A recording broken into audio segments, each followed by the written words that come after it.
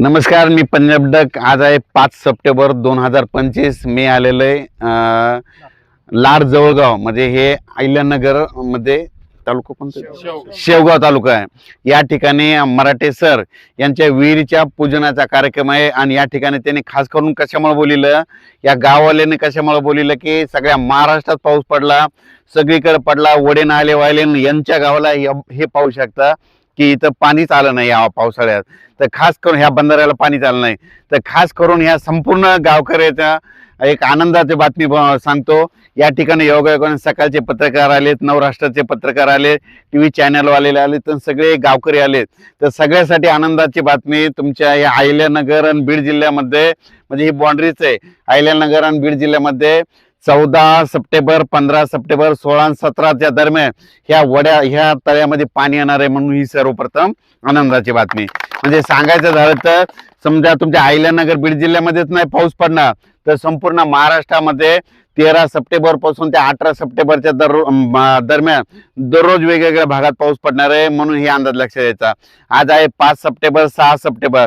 आज 5 सप्टेंबर, उद्या 6ला बऱ्याच राज्यामध्ये म्हणजे पाऊस आता एकदम बंद होणार नाही, पण मुंबईला मात्र पाऊस चालू राहणार आहे. 5, 6, 7 सप्टेंबर मध्ये उत्तर महाराष्ट्रामध्ये जळगाव जिल्हा, नंदुरबार जिल्हा, धुळे जिल्हा, नाशिक जिल्हा या पट्ट्यामध्ये पाऊस चालू राहणार आहे, म्हणून उत्तर महाराष्ट्रातल्या शेतकऱ्यांचा अंदाज लक्षात द्यायचा. त्याच्यानंतर काय झालं, मराठवाडा आणि विदर्भातल्या शेतकऱ्याला सांगू इच्छितो की काही जणांचे मूग काढण्यात आले, उडीद काढण्यात आले. तुम्ही काय करा, 13 सप्टेंबर पर्यंत तुमचे उडीद मूग काढून घ्या, कारण की 13 सप्टेंबर पासून काय होणार आहे, पूर्व विदर्भाकडून पावसाला सुरुवात होणार आहे. 13 सप्टेंबरला नागपूर, यवतमाळकडे पाऊस, नांदेडकडे असणार आहे. 14ला तो पाऊस मराठवाड्यात येणार आहे. 15ला आणखीन पुढे सरकणार आहे. 16ला संपूर्ण महाराष्ट्र व्यापून टाकणार आहे, म्हणून हे अंदाज लक्षात येतात. म्हणजे सांगायचं झालं तर राज्यात जवळपास 13 सप्टेंबर पासून ते 17 सप्टेंबरच्या दरम्यान दररोज वेगवेगळ्या भागात चांगला पाऊस पडणार आहे. आणि जे भाग वंचित राहिला त्या भागामध्ये देखील पाऊस राहणार आहे, म्हणून ही खास करून आनंदाची बातमी. त्याच्यानंतर अहिल्यानगर भागामध्ये काय झालं की कोपरगाव झालं, राहता झालं, शिर्डी झालं, टाकळी ढोकेश्वर झालं, पुन्हा बेलपिंपळगाव झालं, या पट्ट्या बालम टाकळी या पट्ट्यामध्ये काय झालं, पाऊसच पडलेला नाही. तर ह्या पट्ट्यातल्या सर्व शेतकऱ्याला आनंदाची बातमी. 13 सप्टेंबर ते 18 सप्टेंबर मध्ये तुमच्याकडे जोराचा पाऊस पडणार आहे, वडे नाले वाहणारा पाऊस पडणार आहे, म्हणून हा अंदाज तुम्ही लक्षात घ्यायचा. हा पाऊस तुम्हाला सांगायचं झालं तर नेमका कसा पडणार आहे, तर सुरुवातीला काय होणार आहे, 13 सप्टेंबरला म्हणजे इकडं तेलंगणाकडे पाऊस सुरू होणार आहे. 13 सप्टेंबरला तेलंगणा, नांदेड जिल्हा, त्याच्यानंतर यवतमाळ जिल्हा, चंद्रपूर जिल्हा ह्या पट्ट्यामध्ये पाऊस सुरू होणार. म्हणजे सांगायचं झालं तर 13 तारखेला पूर्व विदर्भाकडे पाऊस सुरू होणार आहे.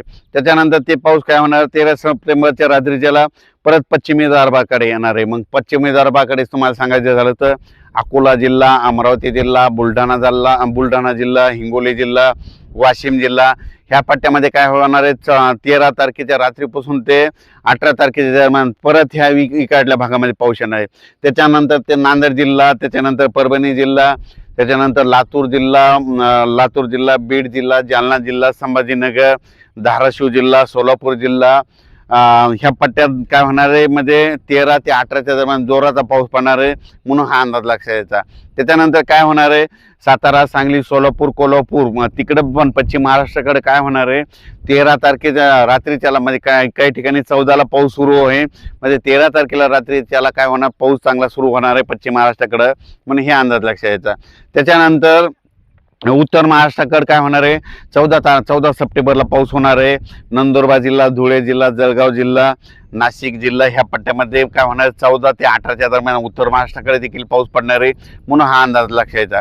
पण सांगायचं झालं तर 13 सप्टेंबर ते 17 सप्टेंबर तर जास्त पाऊस कोणत्या पट्ट्यात कोणत्या जिल्ह्याला होणार आहे, सुरुवातीला सांगतो तेलंगणाकडे खूप पडणार आहे. तेलंगणाकडे जास्त पडत असल्यामुळे नांदेडला जास्त पडणार आहे.